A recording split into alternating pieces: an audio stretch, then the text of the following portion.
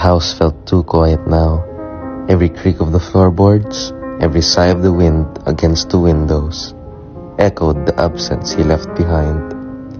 Vi sat in the living room, surrounded by the fragments of their life together. A pair of his shoes still by the door, the faint scent of his cologne lingering in the cushions, the photo of their wedding day perched on the mantel. Matthew had been the center of her world, her anchor. His laughter used to fill every corner of the house, bright and uncontainable, chasing away shadows she didn't know existed. But now, the laughter was gone, replaced by the unbearable silence of grief. For weeks, she wandered through life like a ghost, going through the motions but feeling nothing. People offered their condolences, their pity-filled eyes and awkward words, but none of it could touch the hell awake in her chest.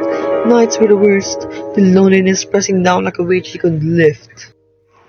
One day, while sorting through boxes in the attic, Vi found something she hadn't seen in years, Matthew's journal. The letter cover was worn, the pages filled with his messy handwriting. Her fingers trembled as she opened it, and his voice seemed to leap off the pages. Dream big, even when the world feels small. Live fully, even when it hurts. Love, always love. Tears slipped down her cheeks as she read his words. They weren't meant for her, just scattered thoughts he had written to himself. But they felt like a message, a lifeline from the man she had lost. She closed the journal and held it to her chest, her heart beating against its spine. For the first time since his death, the crushing grief was joined by something else, a spark of purpose. Over the next few weeks, Vi began to pick herself up piece by piece. She took walks in the park, something Matthew had always loved. She began painting again, her brushstroke hesitant at first but growing bolder with each passing day. She even signed up to volunteer at a local shelter, helping those who had also lost pieces of their world. There, she met a young boy with quiet eyes and a fractured heart.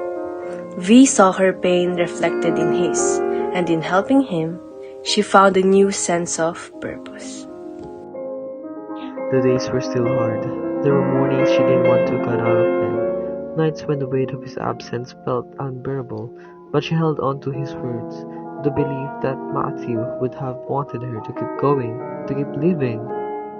As the seasons changed, so did Vi. She wasn't the same woman she had been before she lost him, but she was stronger now, shaped by both the pain and the love they had shared.